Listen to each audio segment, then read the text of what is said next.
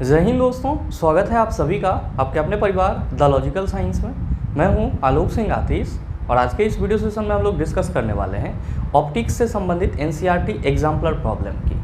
जी हाँ दोस्तों, इससे पीछे के वीडियो सेशन में हम लोगों ने एनसीईआरटी एग्जाम्पलर प्रॉब्लम में chemical reaction and it's equation से संबंधित क्वेश्चन को करा था। दोस्तों आज के इस सेशन में हम लोग ऑप्टिक्स से संबंधित क्वेश्चन करेंगे, जिसमें आपका रिफ्लेक्शन ऑफ लाइट और रिफ्रैक्शन ऑफ लाइट दोनों ही चैप्टर से संबंधित क्वेश्चन देखने को मिलेंगे। साथ ही आपकी जानकारी के लिए बताना चाहूँगा कि आज के इस सेशन का जो भी क्वेश्चन है उसका पीडीएफ आपको कहाँ मिलेगा, यह हमारे टेलीग्राम ग्रुप से मिल जाएगा, जिसका लिंक मैंने नीचे डिस्क्रिप्शन में डाल दिया है, आप वहाँ से जा करके ले सकते हैं। बहरहाल आइए अपने सेशन की शुरुआत करते हैं और चलते हैं पहले क्वेश्चन की तरफ। आपका जो पहला क्वेश्चन है आज के इस सेशन का, क्वेश्चन नंबर 1, क्या पूछा जा रहा है आपसे पूछा जा रहा है कि निम्नलिखित में से कौन किसी बिंदु स्रोत से उस पर आपतित प्रकाश का समांतर प्रकाश पुंज बना सकता है। ऑप्शन दिया हुआ है अवतल दर्पण और उत्तल लेंस दोनों ही, दूसरा ऑप्शन है उत्तल दर्पण और अवतल लेंस दोनों ही, और तीसरा ऑप्शन है एक दूसरे से 90 डिग्री पर रखे दो समतल दर्पण, और चौथा ऑप्शन है अवतल दर्पण और अवतल लेंस दोनों ही। क्या होगा इसका आंसर? मेरे मित्र, आपसे क्वेश्चन करा जा रहा है कि आपके इन चारों ऑप्शन में से कौन सा ऐसा दर्पण या लेंस है जो किसी बिंदु स्रोत से आते हुए प्रकाश के किरण का समांतर किरण पुंज बना सकता है। आप कहेंगे कि गुरुजी पहले ये बताओ कि ये समांतर किरण पुंज क्या है। तो मेरे मित्र, आप सभी ध्यान में रखेंगे और मैंने आपको कई बार बताया भी है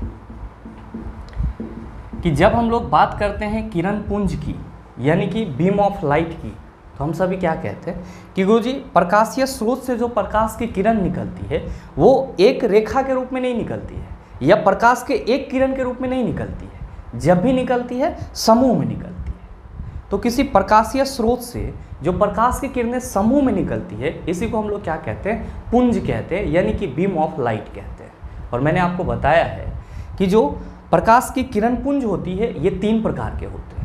कौन कौन सा? तो पहला होता है अभिसारी किरण पुंज, जिसमें प्रकाश की किरणें एक बिंदु पर जाकर के केंद्रित हो जाती है। दूसरा होता है अपसारी किरण पुंज, जिसको हम लोग डाइवर्जिंग बीम ऑफ लाइट कहते हैं इंग्लिश में। इसमें क्या होता है? तो प्रकाश की किरणें एक बिंदु स्रोत से निकल करके फैल जाती है। और आपका तीसरा होता है समांतर किरण पुंज, जिसमें प्रकाश की किरणें क्या होती है? एक दूसरे के समांतर होती है। ध्यान में रखेंगे कि समांतर किरण पुंज को ही हम लोग इंग्लिश में क्या कहते हैं? इसी को हम लोग इंग्लिश में पैरेलल बीम ऑफ लाइट कहते हैं। और आपने अभी जस्ट क्या देखा कि समांतर किरण पुंज यानी कि जो प्रकाशीय किरणों का समूह होगा, अगर वो समांतर किरण पुंज में है तो क्या होगा? आप कहेंगे कि गुरुजी सभी प्रकाश की किरणें एक दूसरे के समांतर होगी, और इस प्रकार का जो किरणों का समूह होगा ये क्या कहलाएगा? आप कहेंगे समांतर किरण पुंज कहलाएगा। आप कहेंगे सर किरण पुंज तो हमने समझ लिया और समांतर किरण पुंज को भी हम लोगों ने डिस्कस कर लिया, लेकिन क्वेश्चन तो हमसे ये करा जा रहा है कि निम्नलिखित में से कौन किसी बिंदु स्रोत से उस पर आपतित प्रकाश का समांतर प्रकाश पुंज बना सकता है। तो मेरे मित्र, जब हम लोग बात करते हैं किसकी बात करते हैं? अवतल दर्पण की। किसकी बात करते हैं? अवतल दर्पण की, यानी कि जब हम लोग बात करते हैं कॉन्केव मिरर की, और साथ ही साथ जब हम लोग बात करते हैं किसकी? उत्तल लेंस की, जिसको हम लोग इंग्लिश में क्या कहते हैं? इसी को हम लोग इंग्लिश में कॉन्वेक्स लेंस कहते हैं। तो आप सभी क्या कहते हैं? आप सभी कहते हैं कि गुरुजी अगर अवतल दर्पण में प्रकाश की किरणें दर्पण के मुख अक्ष के समांतर आती है तो ये क्या होता है? तो आप कहते हैं कि दर्पण पे मुख अक्ष जो होता है उसके किसी एक बिंदु से होकर के गुजर जाती है, जिसको हम लोग क्या कहते हैं? फोकस बिंदु कहते हैं। जैसे ये आपका दोनों ही प्रकाश की किरणें क्या है? मुख अक्ष के समांतर है, तो परावर्तन के बाद ये कहाँ से गुजरेगी? आप कहेंगे सर फोकस से होकर के गुजर जाएगी। और साथ ही आप सभी क्या कहते हैं कि गुरुजी इसका उल्टा भी सही होता है। उल्टा क्या है? तो आप सभी कहते हैं कि गुरुजी अवतल दर्पण में ही अगर कोई प्रकाश की किरण अवतल दर्पण में ही अगर कोई प्रकाश की किरण फोकस की दिशा में आपतित हो, यानी कि इस डायरेक्शन में आपतित हो, तो आप सभी क्या कहते हैं कि परावर्तन के बाद ये मुख अक्ष के समांतर हो जाती है। मतलब आप क्या देख रहे हैं कि जो आपका अवतल दर्पण है ये इस पे पड़ने वाली आपतित प्रकाश की किरणों का क्या कर सकती है, तो सर समांतर किरण पुंज बना सकती है। जैसे कि आपने इस केस में देखा कि अगर अवतल दर्पण में प्रकाश की किरण फोकस की दिशा में आपतित हो तो ये क्या होगी, मुख अक्ष के समांतर हो जाएगी। यहाँ पे तो हमने एक रे लिया है तब आपको ऐसा दिख रहा है, अगर हम दूसरा रे भी ले तो आप कहेंगे सर दूसरा भी मुख अक्ष के समांतर हो जाएगी। और बहुत सारा होगा तो आप क्या कहेंगे, आप कहेंगे सर कितनों रे होगा, फोकस की दिशा में आपतित होगा तो क्या होगा, मुख अक्ष के समांतर हो जाएगा। और जब मुख अक्ष के समांतर बहुत सारी प्रकाश की किरणें होगी तो उसको हम लोग क्या कहेंगे, समांतर किरण पुंज कहेंगे। इसका मतलब ये हुआ कि जो आपका अवतल दर्पण है, कॉन्केव मिरर है, इस पे अगर प्रकाश की किरणें आपतित हो रही है तो इसके पास ये क्षमता है कि वो क्या कर सकती है, तो सर प्रकाश की किरणों का समांतर किरण पुंज बना सकती है। ठीक इसी तरह से अगर हम लोग बात करते हैं उत्तल लेंस की, तो आप सभी क्या कहते हैं कि गुरुजी ये इसका प्रकाशिक केंद्र हो जाता है, ये मुख अक्ष हो जाता है। आप क्या कहेंगे कि गुरुजी अगर उत्तल लेंस पे भी क्या हो, प्रकाश की किरणें मुख अक्ष के समांतर हो, उत्तल लेंस में भी क्या हो, प्रकाश की किरणें मुख अक्ष के समांतर हो, तो आप कहते हैं सर ये एक बिंदु से होकर के गुजर जाती है जिसको हम लोग क्या कहते हैं, फोकस कहते हैं। क्या कहते हैं, फोकस कहते हैं। और साथ ही आप सभी कहते हैं कि गुरुजी लेंस में तो दो फोकल दूरी होती है, इधर भी होता है और इधर भी होता है। तो मेरे मित्र ध्यान देंगे, इसका जस्ट सेम उल्टा भी यहाँ पे सही होगा। जैसे अगर मान लें कि ये हमारा कोई दूसरा उत्तल लेंस है और ये क्या है इसका, तो सर ये इसका फोकस पॉइंट है। तो अगर कोई प्रकाश की किरणें उत्तल लेंस में फोकस की दिशा में क्या हो सर, आपतित हो, तो ये क्या होगा, तो सर मुख अक्ष के समांतर हो जाएगा। और इस तरह के और भी कोई किरण होगा तो वो भी क्या होगा, आप कहेंगे सर मुख अक्ष के समांतर हो जाएगा। आप कहिएगा कि गुरुजी जब बहुत सारा किरण यहाँ पे मुख अक्ष के समांतर होगा तो हम कह सकते हैं कि वो समांतर किरण पुंज होगा। बिल्कुल सर। आप क्या निष्कर्ष निकाल रहे हैं, तो आप निष्कर्ष ये निकाल रहे हैं कि गुरुजी अवतल दर्पण और उत्तल लेंस, इस दोनों पे अगर प्रकाश की किरणें आपतित हो रही है किसी बिंदु स्रोत से, तो इस दोनों की ही क्षमता है कि वो क्या कर सकती है, तो आपतित प्रकाश की किरणों का समांतर किरण पुंज बना सकती है। तो आपसे जो क्वेश्चन करा जा रहा है कि निम्नलिखित में से कौन किसी बिंदु स्रोत से उस पर आपतित प्रकाश का समांतर प्रकाश पुंज बना सकता है, आप कहेंगे अवतल दर्पण और उत्तल लेंस। तो आप ही बताओ कि सही आंसर क्या होगा। आप सभी कहिएगा गुरुजी option number A is the right answer of this question. उम्मीद करते हैं समझ पाए होंगे। चलते हैं अगले क्वेश्चन की तरफ। आपका जो अगला क्वेश्चन है, क्वेश्चन नंबर 2, क्या पूछा जा रहा है आपसे? आपसे पूछा जा रहा है कि 10 mm लंबी कोई सुई किसी अवतल दर्पण के सामने ऊर्ध्वाधर रखी है। इस सुई का 5 mm लंबा प्रतिबिंब दर्पण के सामने 30 सेंटीमीटर दूरी पर बनता है। दर्पण की फोकस दूरी है, ऑप्शन है -30 सेंटीमीटर, दूसरा ऑप्शन है -20 सेंटीमीटर, तीसरा ऑप्शन है -40 सेंटीमीटर और चौथा ऑप्शन है -60 सेंटीमीटर। क्या होगा इसका आंसर? बहुत सारे मित्र यहाँ पे आकर के कंफ्यूज हो जाएंगे कि गुरुजी ये सॉल्व कैसे होगा, जबकि मेरे मित्र मैंने आपको कई बार बताया है कि जब भी न्यूमेरिकल क्वेश्चन को सॉल्व करें तो पहले जो आपके क्वेश्चन में डाटा दिया हुआ है उसको आप लिख लें, फिर आपको ऑटोमेटिकली पता चल जाएगा कि आपको कौन सा फार्मूला लगाना है और आपका आंसर क्या होगा। ध्यान दीजिएगा कि अगर हम लोग क्वेश्चन के डाटा की बात करें तो आपके क्वेश्चन में कहा जा रहा है कि 10 mm लंबी कोई सुई किसी अवतल दर्पण के सामने ऊर्ध्वाधर रखी है। इसका मतलब ये हुआ कि सुई यहाँ पे हमारा क्या है, वस्तु है, और इसकी ऊंचाई कितनी है, तो आप कहेंगे सर 10 mm क्वेश्चन में मेंशन किया हुआ है। तो अगर हम लोग यहाँ पे सुई की ऊंचाई को HO से रिप्रेजेंट कर दें तो आपको कोई दिक्कत, आप कहेंगे कोई दिक्कत नहीं सर, इसका भी तो मतलब हाइट ऑफ ऑब्जेक्ट ही होगा, और चूंकि यहाँ पे सुई हमारा ऑब्जेक्ट है तो जाहिर सी बात है कि हम लोग HO इक्वल टू कितना लिख सकते हैं, आप कहेंगे 10 mm लिख सकते हैं। फिर क्या कहा जा रहा है क्वेश्चन में, फिर कहा जा रहा है कि इस सुई का 5 mm लंबा प्रतिबिंब दर्पण के सामने 30 सेंटीमीटर दूरी पर बनता है। ध्यान दीजिएगा कि जब इस 10 mm ऊंचा सुई जो है उसको अवतल दर्पण के सामने रखा जाता है तब इसका प्रतिबिंब जो है वो 5 mm का बनता है, और साथ ही ये जो प्रतिबिंब है वो कहाँ पे बनता है, तो प्रतिबिंब दर्पण के सामने 30 सेंटीमीटर की दूरी पे बनता है।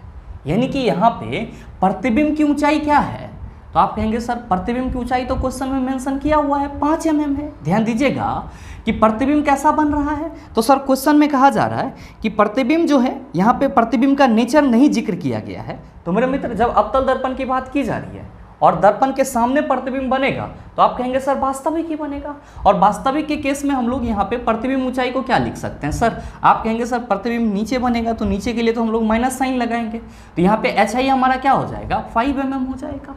ध्यान देंगे, कहा जा रहा है कि ये जो प्रतिबिंब आपका 5 mm का बन रहा है, ये कितना दूरी पे बन रहा है, तो दर्पण से 30 सेंटीमीटर की दूरी पे बन रहा है। मतलब ये हुआ कि प्रतिबिंब दूरी कितना है, तो गुरुजी प्रतिबिंब दूरी 30 सेंटीमीटर है। चेला जी चिन्ह परिपाटी ध्यान में रखेंगे। प्रतिबिंब दूरी, ये अगर हमारा अवतल दर्पण है और ये हमारा ऑब्जेक्ट है, तो आप कहेंगे ऑब्जेक्ट की ऊंचाई धनात्मक होगा। प्रतिबिंब यहाँ बन रहा है तो सर नीचे वाला पोर्शन है तो ऋणात्मक होगा प्रतिबिंब की ऊंचाई। साथ ही अगर हम लोग ये दर्पण का ध्रुव है, इधर से यहाँ तक मापेंगे तो ये हमारा क्या होगा, आप कहेंगे सर ये तो हमारा प्रतिबिंब दूरी हो जाएगा।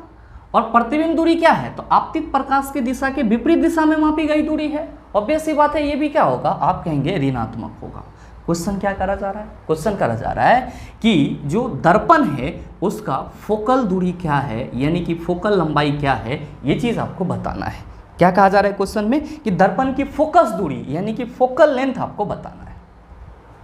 आप कहेंगे कि गुरुजी जब हमको दर्पण का फोकस दूरी बताना है तो हम सबों को तो मालूम है कि 1/f इक्वल टू फॉर्मूला होता है 1/v प्लस 1/u। हमारे क्वेश्चन में प्रतिबिंब दूरी दिया हुआ है लेकिन वस्तु दूरी नहीं दिया हुआ है, तो कहीं ना कहीं हमको क्या करना होगा, आप कहेंगे वस्तु दूरी निकालना होगा। कैसे निकलेगा, मसला ये है। तो मेरे मित्र ध्यान देंगे कि यहाँ पे HO और HI दिया हुआ है और साथ ही साथ प्रतिबिंब दूरी दिया हुआ है। आप क्या कहेंगे कि गुरुजी हम सबों को मालूम है कि अगर हम लोग आवर्धन की बात करते हैं, मैग्निफिकेशन की बात करते हैं, तो क्या कहते हैं, आप कहते हैं कि गुरुजी मैग्निफिकेशन HI/HO होता है। यानी कि जो इमेज की ऊंचाई होती है और जो वस्तु की ऊंचाई होती है, दोनों का अनुपात आवर्धन कहलाता है। और यही चीज़ जो है वो किसके बराबर होता है, तो आप कहते हैं V/U के बराबर होता है। मेरे मित्र आपके क्वेश्चन में HI कितना है, तो गुरुजी HI जो है वो है -5 mm। कितना है, -5 mm। HO कितना है, तो गुरुजी ये है 10 mm। और साथ ही साथ प्रतिबिंब दूरी कितना है, प्रतिबिंब दूरी है -30 सेंटीमीटर। आपको क्या चाहिए, वस्तु दूरी चाहिए गुरुजी। ये mm इस mm के साथ कैंसिल, 5 एकम 5, 5 दूना 10। आप कहेंगे कि गुरुजी अगर हम लोग यहाँ पे क्रॉस मल्टीप्लिकेशन करेंगे तो हम कह सकते हैं कि जो हमारा वस्तु दूरी होगा वो कितना हो जाएगा। तो ध्यान दीजिएगा कि यहाँ पे जो आपका फॉर्मूला लगेगा सर, ये आवर्धन -v/u यहाँ भी होगा ना सर, तो थोड़ा सा यहाँ पे मिस हो गया है, माइनस लगाएंगे। और प्रतिबिंब दूरी आपका -30 है, इसको यहाँ पे ऐसे करेंगे और u करेंगे, अब सही हो जाएगा। ध्यान दीजिएगा, ये आप कहेंगे सर माइनस माइनस तो प्लस हो जाएगा, तो प्लस लिखना ही नहीं है हमको। लेकिन इधर ये आपका क्या हो जाएगा, आप कहेंगे -u = 60। लेकिन आप कहेंगे कि गुरुजी माइनस को इधर ले आइए, तो u = क्या हो जाएगा, -60 सेंटीमीटर। यानी कि वस्तु दूरी आपको कितना मिल गया, वस्तु दूरी आपको मिल गया 60 सेंटीमीटर। आपको क्या चाहिए, आपको फोकस दूरी चाहिए। मेरे मित्र आप कहेंगे कि 1/f इक्वल टू, जब आपने फॉर्मूला लिखा है तो वैल्यू रख दीजिए। प्रतिबिंब दूरी है -30 सेंटीमीटर, साथ ही साथ प्लस यहाँ पे ऑब्जेक्ट डिस्टेंस कितना है, आप कहेंगे सर -60 सेंटीमीटर। सर जब आप इसको सॉल्व करेंगे तो 1/-30 प्लस माइनस माइनस हो जाएगा। जब आप इसका एलसीएम लेंगे तो क्या कहेंगे, 30 एकम 30 और 30 दूना 60, तो एलसीएम तो 60 ही आएगा सर। 30 दूना 60 -2 और ये हो जाएगा -1। क्या हो जाएगा, माइनस माइनस प्लस -3/60। 3 एकम 3 20 दिया 60, ये हो गया -1/20। क्या कहिएगा गुरुजी, 1/f इक्वल टू हो जाएगा -1/20। आप क्या कहेंगे, क्रॉस मल्टीप्लिकेशन किया जाएगा तो f equal to -20 centimetre answer आ जाएगा। तो भाई मेरे आपसे जो क्वेश्चन करा जा रहा है कि 10 mm लंबी कोई सुई किसी अवतल दर्पण के सामने ऊर्ध्वाधर रखी है, इस सुई का 5 mm लंबा प्रतिबिंब दर्पण के सामने 30 सेंटीमीटर दूरी पर बनता है, दर्पण की फोकस दूरी है, आप कहेंगे -20 सेंटीमीटर। तो सही ऑप्शन क्या हो जाएगा, आप कहिएगा option number B is the right answer of this question. ध्यान में रखिएगा, जब भी इस टाइप का क्वेश्चन मिलेगा तो पहले क्या करेंगे, पहले क्वेश्चन को पढ़ के क्वेश्चन में जो डाटा दिया हुआ है उसको लिख लेंगे और फिर वहाँ पे हम लोग देखेंगे कि कौन सा फार्मूला लगाना है। फार्मूला आपको याद रहना चाहिए, न्यूमेरिकल क्वेश्चन आप चुटकी में सॉल्व कर लेंगे। बहरहाल चलते हैं अगले क्वेश्चन की तरफ। आपका जो अगला क्वेश्चन है, क्वेश्चन नंबर 3, क्या पूछा जा रहा है आपसे, आपसे पूछा जा रहा है कि निम्नलिखित में से किस स्थिति में कोई अवतल दर्पण बिंब से बड़ा वास्तविक प्रतिबिंब बना सकता है। ऑप्शन है जब बिंब दर्पण के वक्रता केंद्र पर हो। दूसरा ऑप्शन है जब बिंब दर्पण के ध्रुव और फोकस के बीच हो। तीसरा ऑप्शन है जब बिंब दर्पण के फोकस और वक्रता केंद्र के बीच हो। और चौथा ऑप्शन है जब बिंब दर्पण की वक्रता त्रिज्या से अधिक दूरी पर।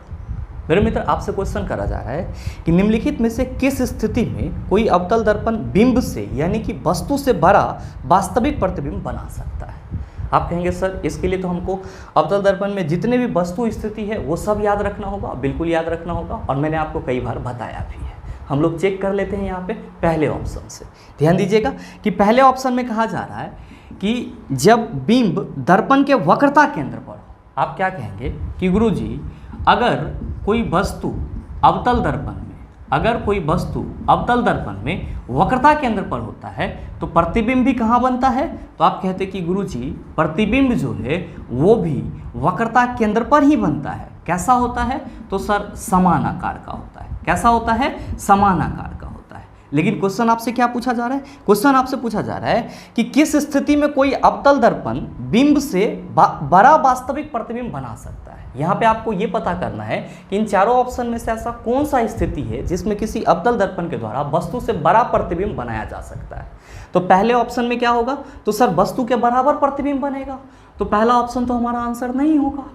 आपका दूसरा ऑप्शन है कि जब बिंब दर्पण के ध्रुव और फोकस के बीच हो। ध्यान से देखिएगा चेला जी, यहाँ पे अगर ये हमारा अवतल दर्पण है तो ये क्या होगा? इसका पोल। ये क्या होगा? फोकस। ये क्या होगा? वक्रता केंद्र। क्या कहा जा रहा है दूसरे ऑप्शन में? दूसरे ऑप्शन में कहा जा रहा है कि जब बिंब दर्पण के ध्रुव और फोकस के बीच हो, जब वस्तु दर्पण के ध्रुव और फोकस के बीच होगा तो आप कहेंगे गुरुजी प्रतिबिंब जो है वो दर्पण के पीछे बनेगा। और प्रतिबिंब कैसा होगा? तो आप कहिएगा काल्पनिक होगा। यहाँ पे तो काल्पनिक की बात ही नहीं करना है, यानी कि ऑप्शन नंबर बी भी हमारा क्या हुआ? सर चला गया। तीसरा ऑप्शन क्या है? तो तीसरा ऑप्शन है कि जब बिंब दर्पण के फोकस और वक्रता केंद्र के बीच हो। ध्यान दीजिएगा कि आपके क्वेश्चन में कहा जा रहा है कि अगर वस्तु जो है अवतल दर्पण में, वस्तु जो है वो अवतल दर्पण में कहाँ पे हो? तो दर्पण के फोकस और वक्रता केंद्र के बीच हो। तो आप कहेंगे गुरुजी दर्पण का फोकस ये और वक्रता केंद्र ये है तो इसके बीच में होगा, तो सर यहाँ पे वस्तु रखा हुआ रहेगा। और आप क्या कहिएगा कि गुरुजी जब वस्तु अवतल दर्पण में वक्रता केंद्र और फोकस के बीच होगा तो जो प्रतिबिंब है वो कहाँ पे बनेगा? आप कहेंगे अनंत और वक्रता केंद्र के बीच बनेगा। प्रतिबिंब कहाँ पे बनेगा? अनंत और वक्रता केंद्र के बीच बनेगा। अनंत और वक्रता केंद्र के बीच बनेगा। प्रतिबिंब कैसा होगा? आप कहिएगा वास्तविक होगा। कैसा होगा? वास्तविक होगा। और साथ ही साथ क्या कहिएगा कि जो प्रतिबिंब होगा वो कैसा होगा? तो वस्तु से बड़ा होगा। कैसा होगा? वस्तु से बड़ा होगा।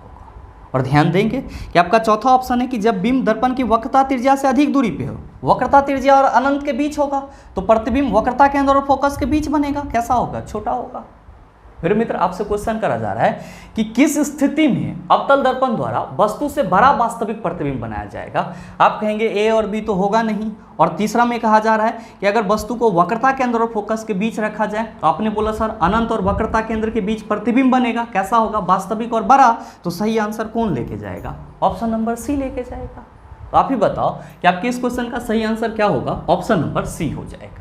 और जो चौथा ऑप्शन में कहा जा रहा है कि जब बिंब दर्पण की वक्रता त्रिज्या से अधिक दूरी पे हो, मतलब वक्रता त्रिज्या और अनंत के बीच होगा, तो प्रतिबिंब कहाँ पे बनेगा? वक्रता केंद्र और फोकस के बीच बनेगा। तो मेरे मित्र, प्रतिबिंब की स्थिति को आप सभी कंठाग्र रखिएगा। आपके एग्जाम के लिए बहुत ही महत्वपूर्ण है, सिर्फ ग्रुप डी एग्जाम के लिए नहीं, भविष्य के सभी एग्जाम के लिए। बहरहाल चलते हैं अगले क्वेश्चन की तरफ। आपका जो अगला क्वेश्चन है, क्वेश्चन नंबर 4, क्या पूछा जा रहा है आपसे?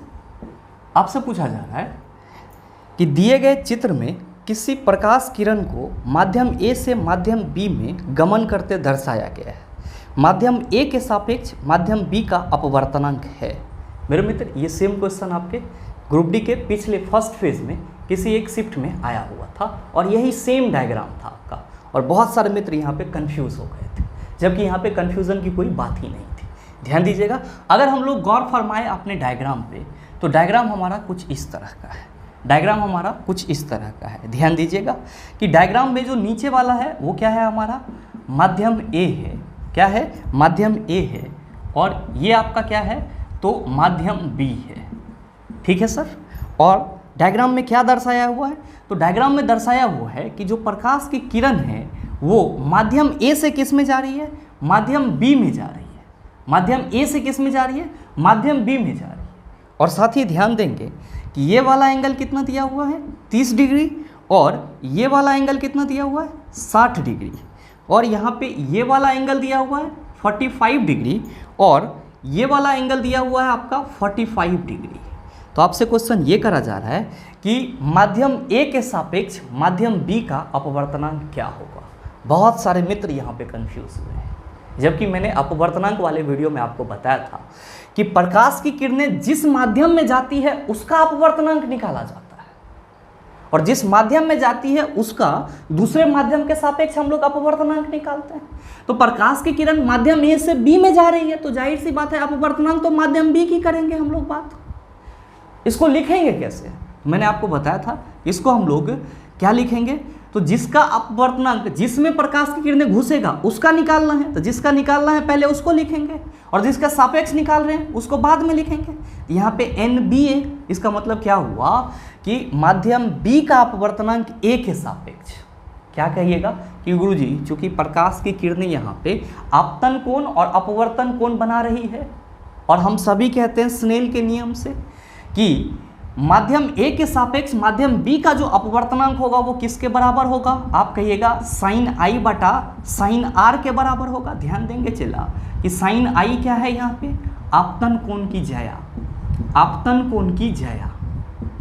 और यहाँ पे साइन आर क्या है?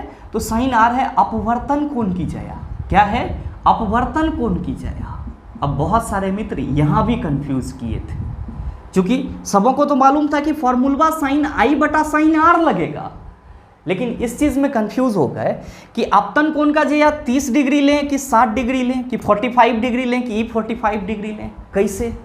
तो भाई मेरे यहाँ पे आपको कंसेप्ट क्लियर रखना होगा कि जब भी आपतन कोण की बात करेंगे तो हम लोग क्या कहेंगे? आपतित किरण और अभिलंब के बीच जो कोण बनेगा वो हमारा आपतन कोण होगा, चाहे दर्पण के लिए हो या फिर लेंस के लिए हो या किसी दो अन्य माध्यम के लिए हो। हमेशा क्या कहेंगे कि जो हमारा आपतन कोण होगा वो आपतित किरण और अभिलंब के बीच बना हुआ कोण होगा। तो ध्यान दीजिएगा कि प्रकाश की किरण माध्यम ए से माध्यम बी में जा रही है, तो ये हमारा क्या है? आप कहेंगे सर ये जा रही है मतलब ये हमारा आपतित किरण है, और आपतित किरण ये है और अभिलंब तो हमारा ये होगा, न कि ये होगा। आप कहेंगे सर ये तो दोनों माध्यम को अलग करने वाला सतह हो जाएगा। बिल्कुल सर। तो आपका आपतित किरण ये, अभिलंब ये, दोनों के बीच में कितना कोण बन रहा है? 60 डिग्री। तो यहाँ पे हम लोग साइन क्या लिखेंगे सर? 60 डिग्री लिखेंगे। क्या लिखेंगे? Sine 60 degree. ध्यान दीजिएगा कि यहाँ पे जो हमारा आपतन कोण होगा वो कितना होगा? आप कहिएगा 60 डिग्री। यहाँ पे मैं लिख ही दे रहा हूँ सर, ताकि आपका कोई कन्फ्यूज़न ही ना रहे। यहाँ पे आपतन कोण का वैल्यू कितना लेंगे? 60 डिग्री। फॉर्मूला के अकॉर्डिंग ये क्या हो जाएगा? आप कहिएगा साइन 60 डिग्री। तो वो तो फॉर्मूला की बात है, वहाँ पे हम लोग लिख लेंगे, लेकिन आपतन कोण 60 डिग्री आप लोग समझ गए होंगे। नेक्स्ट, ये हमारा अपवर्तित किरण है। अपवर्तित किरण और अपवर्तन कोण की जब बात करेंगे तो क्या कहेंगे कि अपवर्तित किरण और अभिलंब के बीच बना कोण। तो यहाँ पे जो आपका अपवर्तन कोण है वो कितना है? अपवर्तन कोण है वो कितना है? आप कहिएगा अपवर्तित किरण और अभिलंब इसके बीच में कोण 45 डिग्री का बन रहा है। ध्यान देंगे क्या होगा अपवर्तनांक? आप कहेंगे साइन आई बटा साइन आर के बराबर होगा। आई आपतन कोण, तो क्या लिखेंगे? Sine 60 degree. अब बटा क्या लिखेंगे?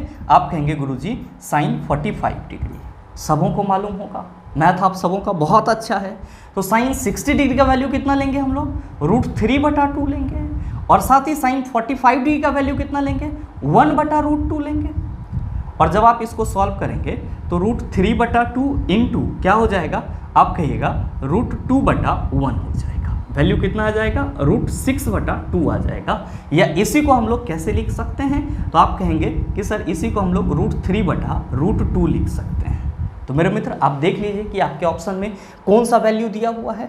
आपका पहला ऑप्शन है √3/√2, दूसरा ऑप्शन है √2/√3, तीसरा ऑप्शन है 1/√2 और चौथा ऑप्शन है √2। बताइए क्या होगा इसका आंसर?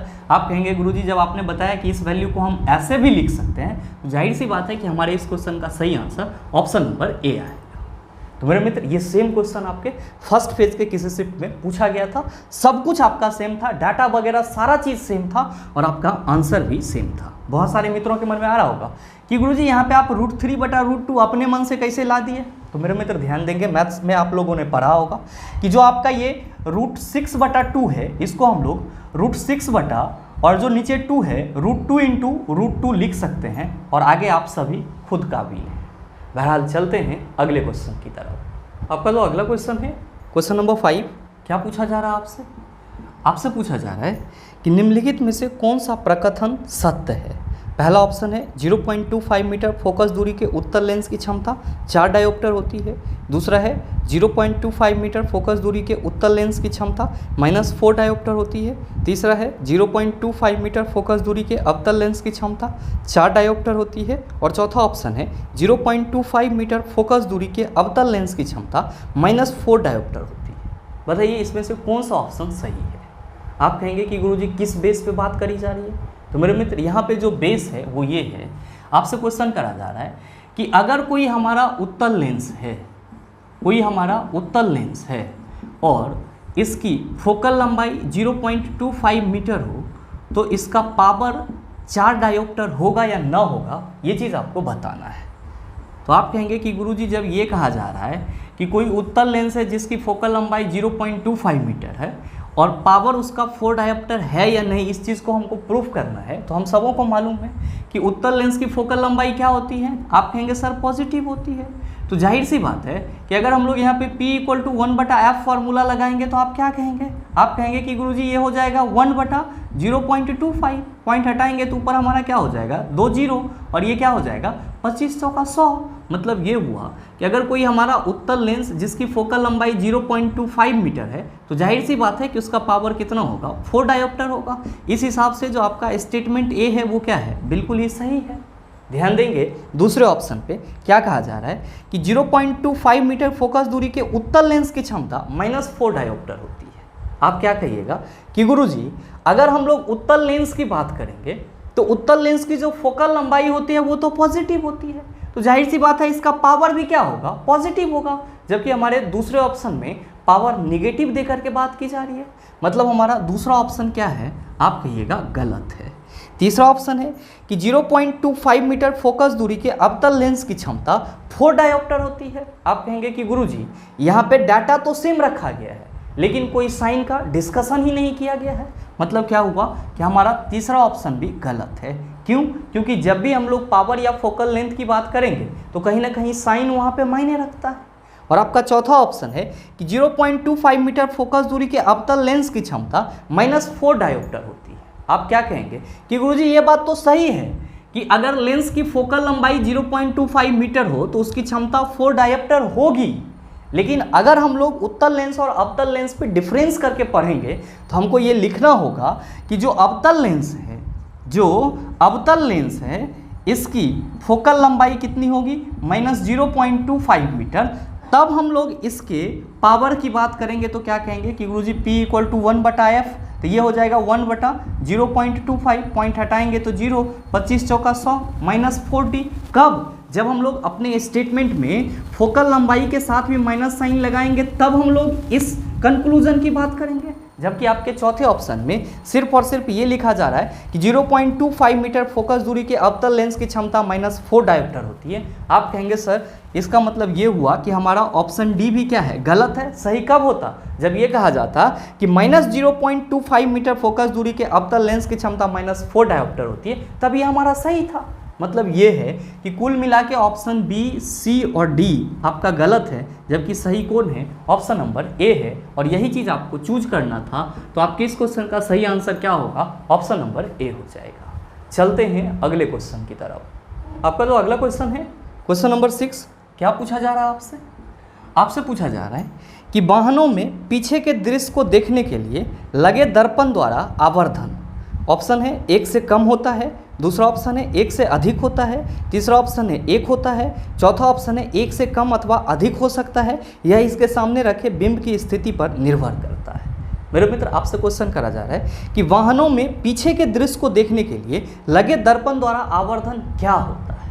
भाई मेरे आप सभी क्या कहेंगे कि गुरुजी वाहन में यानी कि व्हीकल्स में साइड मिरर के रूप में, व्हीकल्स में साइड मिरर के रूप में कौन सा दर्पण लगाया जाता है? तो आप कहते हैं कि गुरुजी उत्तल दर्पण लगाया जाता है। और उत्तल दर्पण से जो प्रतिबिंब बनता है वो कैसा होता है? आप कहते हैं कि गुरुजी छोटा होता है। तो जाहिर सी बात है कि जब प्रतिबिंब हमारा छोटा बनेगा तो इसके लिए आवर्धन क्या होगा? तो आप कहेंगे गुरुजी आवर्धन जो है वो 1 से कम होगा। प्रतिबिंब बड़ा बनता तो क्या कहते हैं? 1 से ज़्यादा। और प्रतिबिंब समान आकार का होता तब क्या कहते हैं? तो आप कहते हैं गुरुजी 1। तो क्वेश्चन बड़ा ही सिंपल है। जो आपसे क्वेश्चन करा जा रहा है कि वाहनों में पीछे के दृश्य को देखने के लिए लगे दर्पण द्वारा आवर्धन होता है, आप क्या कहेंगे? 1 से कम, क्योंकि उत्तल दर्पण के द्वारा जब भी प्रतिबिंब बनाया जाएगा तो छोटा बनेगा। तो देख लीजिए कि किस ऑप्शन में लिखा हुआ है।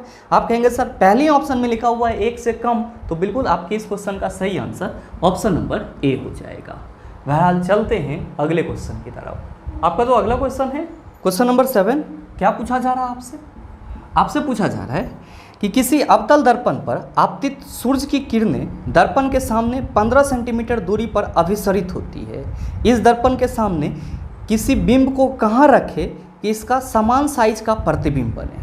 ऑप्शन है दर्पण से 15 सेंटीमीटर दूरी पर, दूसरा ऑप्शन है दर्पण से 30 सेंटीमीटर दूरी पर, तीसरा ऑप्शन है दर्पण से 15 सेंटीमीटर तथा 30 सेंटीमीटर के बीच, और चौथा ऑप्शन है दर्पण से 30 सेंटीमीटर से अधिक दूरी पर। क्या होगा इसका आंसर?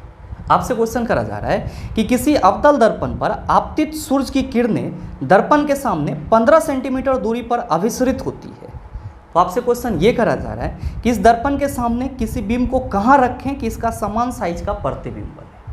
मेरे मित्र आप कहेंगे सर इसमें तो कुछ हमको टेढ़े नहीं लग रहा है कि हमसे क्या पूछा जा रहा है। मेरे मित्र बहुत ज़्यादा यहाँ पे कंसेप्ट निकल के सामने आ गया है अगर आप क्वेश्चन को समझने की कोशिश करेंगे तो।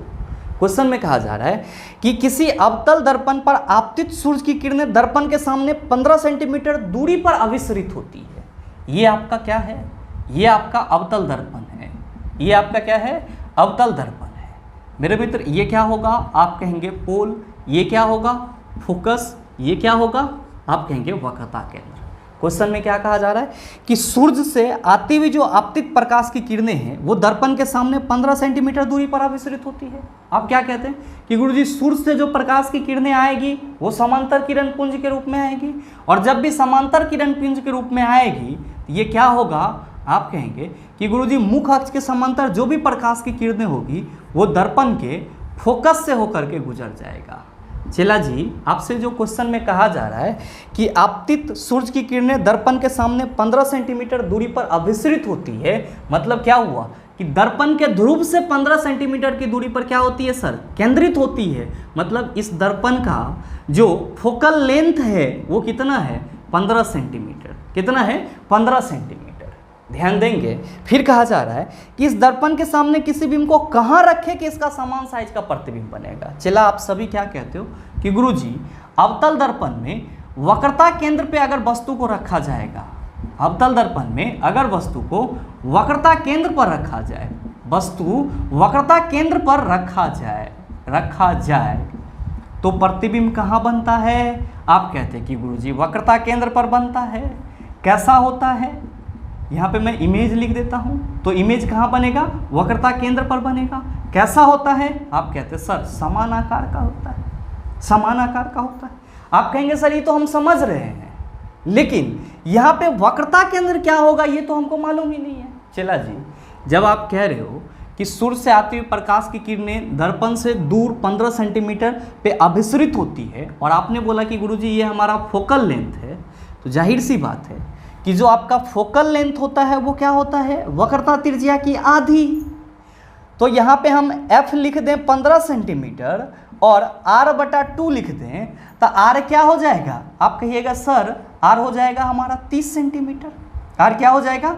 30 सेंटीमीटर। यानी कि P से लेकर के ये जो आपका C है यहाँ तक का डिस्टेंस क्या होगा? आप कहेंगे 30 सेंटीमीटर। यानी कि वक्रता केंद्र कितना दूरी पे है? तो आप कहिएगा 30 सेंटीमीटर पे है। मतलब साफ है कि वस्तु को अगर 30 सेंटीमीटर की दूरी पे रखा जाएगा तो जो प्रतिबिंब बनेगा वो क्या होगा? समान आकार का होगा। अगर आपको इतना नहीं करना है तो आपको सीधे मालूम था ये जो अवतल दर्पण की फोकस दूरी होती है वो वक्रता त्रिज्या की आधी होती है, तो जाहिर सी बात है वक्रता त्रिज्या फोकस दूरी की दोगुनी होगी। तो जो हमारा वक्रता केंद्र होगा वो 30 सेंटीमीटर पे होगा, यहाँ पे वस्तु रखेंगे तो समान आकार का प्रतिबिंब बनेगा। तो जो आपसे क्वेश्चन करा जा रहा है उसका सीधा सीधा आंसर क्या हो जाएगा, आप कहेंगे 30 सेंटीमीटर। तो देख लीजिए किस ऑप्शन में है, आप कहेंगे सर दूसरे ऑप्शन में दर्पण से 30 सेंटीमीटर दूरी पर लिखा हुआ है, तो बिल्कुल आपके इस क्वेश्चन का सही आंसर ऑप्शन नंबर बी हो जाएगा। बहरहाल चलते हैं अगले क्वेश्चन की तरफ। आपका जो अगला क्वेश्चन है, क्वेश्चन नंबर 8, क्या पूछा जा रहा है आपसे पूछा जा रहा है कि निम्नलिखित में से किसके द्वारा निश्चित रूप से किसी दूरस्थ ऊंचे भवन की पूरी लंबाई का प्रतिबिंब देखा जा सकता है। ऑप्शन है केवल अवतल दर्पण, दूसरा ऑप्शन है केवल उत्तल दर्पण, तीसरा ऑप्शन है केवल समतल दर्पण, चौथा ऑप्शन है उपरोक्त सभी। मेरे मित्र आपसे क्वेश्चन करा जा रहा है कि निम्नलिखित में से किस दर्पण के द्वारा निश्चित रूप से किसी दूर स्थित ऊंचे भवन का पूरे लंबाई का प्रतिबिंब देखा जा सकता है। आप कहेंगे कि गुरुजी किसी भी वस्तु के पूरे लंबाई का प्रतिबिंब तभी देखा जा सकता है जब प्रतिबिंब हमारा क्या हो, तो सर वस्तु के आकार का बने। और आप सबों को मालूम है कि अवतल दर्पण भी क्या करता है, तो वस्तु के आकार के बराबर का प्रतिबिंब बनाता है एक केस में। और साथ ही मैंने आपको अपने सेशन में बताया है कि उत्तल दर्पण के द्वारा भी क्या किया जाता है, तो एक केस में वस्तु के समान आकार का प्रतिबिंब बनाया जाता है, और जबकि समतल दर्पण तो हमेशा वस्तु के समान आकार का प्रतिबिंब बनाता ही बनाता है। तो आप ही बता दो कि आपके इस क्वेश्चन का सही आंसर क्या होगा। आप कहेंगे सर तीनों ही दर्पण हो जाएंगे, यानी कि जो हमारे चौथे ऑप्शन में उपरोक्त सभी है ये हमारे इस क्वेश्चन का क्या है, सही आंसर है। मेरे मित्र आज के इस सेशन में हम लोग इतना ही क्वेश्चन रखेंगे, और इसका जो आगे का क्वेश्चन है इसको हम लोग कल के सेशन में डिस्कस करेंगे। और साथ ही उम्मीद करते हैं यहाँ तक के जितने भी क्वेश्चन थे उन सभी को आप आसानी से समझ पाए होंगे। और अब आपको इस टाइप का कोई भी प्रश्न दे दिया जाए, मेरे ख्याल से आप उसका जवाब भी 100% दे सकते हैं। साथ ही उम्मीद करते हैं ये वीडियो आपको अच्छा लगा होगा। अगर आपको वीडियो अच्छा लगा तो वीडियो को लाइक कीजिएगा, ज़्यादा से ज़्यादा शेयर कीजिएगा, और हाँ अगर आप चैनल पर नए हैं तो सब्सक्राइब करके बेल आइकन दबा लीजिएगा, ताकि इस तरह के एग्जाम रेलेवेंट वीडियो का नोटिफिकेशन सबसे पहले आपके पास पहुँचे और आप उसको सबसे पहले देख पाओ। मिलते हैं फिर अगले सेशन में, तब तक के लिए best of luck. Thank you, have a nice day.